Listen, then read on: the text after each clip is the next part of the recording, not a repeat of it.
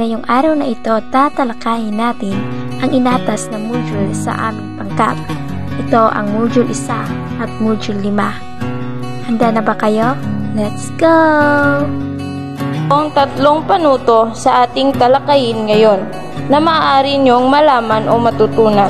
Una, nakapagpaliwanag ng kahalagahan ng pagmamahal ng Diyos. Pangalawa, mauunawaan mo ang kahalagahan ng pagmamahal sa bayan.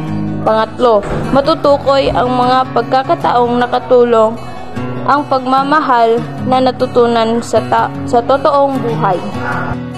Marami sa kabataan ang sawi sa pag-ibig o di kaya'y pakiramdam na walang umibig sa kanila, pero ang tunay na pagmamahal o ang wagas na pagmamahal ay mararamdaman mo lamang ito sa ating Panginoon. Ang kanyang pagmamahal ay walang katulad. Ang kanyang pagmamahal lamang ang sinasabing perpekto sa lahat.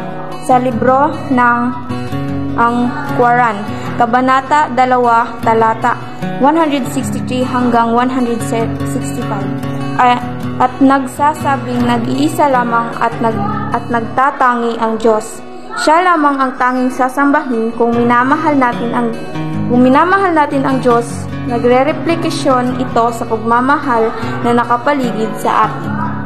Ngayong alam niyo na ang ibig sabihin ng pagmamahal ng Diyos, ngayon dumako na tayo sa ating module 5 or module 5. Let's go! Mahal mo ba ang iyong bansa? Bago ka sumagot, minamahal mo ba ang iyong bayang kalalakihan? Bakit ba mahalaga ang pagmamahal sa bayan? Dahil mahalaga ang pagmamahal sa bayan, ang pagsabuhay sa responsibilidad na ito ay umiral dahil ang tao ay nagmamahal kasama ang kanyang kapwa. Ang pagmamahal na ito ay nagiging daan upang makamit ang layunin na gustong maisang katuparan. Pinagbubuklod ang pagmamahal sa bayan ang mga tao sa lipunan.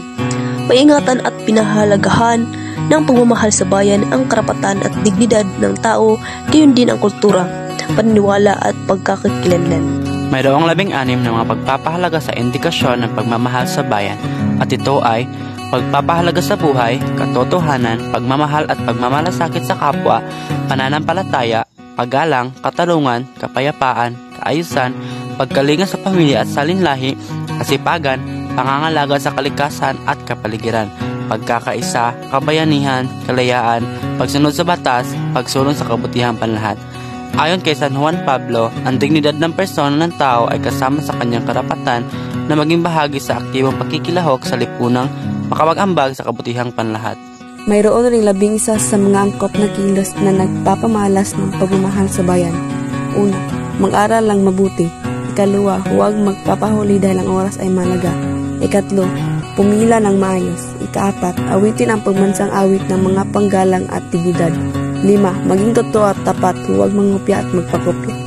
6. Magtipid ng tubig, magtanim ng puno at huwag itapon ng basura kung saan-saan. 7. Iwasan ang anumang gawaing hindi nakakatulong.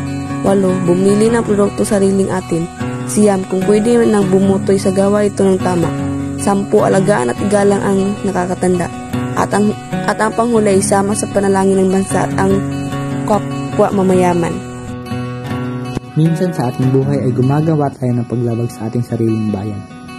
May mga halimbawa na paglabag sa pagsasabuhay ng pagmamahal sa bayan. Una, at ito ang pinakamibigat sa lahat, kung hindi ka nagbibigay pugay sa bandila o watawat ng ating bansa. Pinaniniwala na ang bandila ang ating sumasagisig sa mga ating kasalayaan. Pangalawa, kung hindi mo tinutupad ang iyong mga tungkulin bilang isang mamamayan. Pangatlo, kung hindi ka tumatawid sa mga tamang tawiran sa pagsisiga ng lusangan. Pang-apat, kung hindi pinapahalagan ang iyong pag-aaral. Pang-5, kung hindi mo pinapahalagan ang ating kultura at mga tradisyon. 6, kung hindi mo tinatangkilik ang mga produkto sa sariling atin. 7, kung ikaw ay nagkakalat ng basura sa lansangan.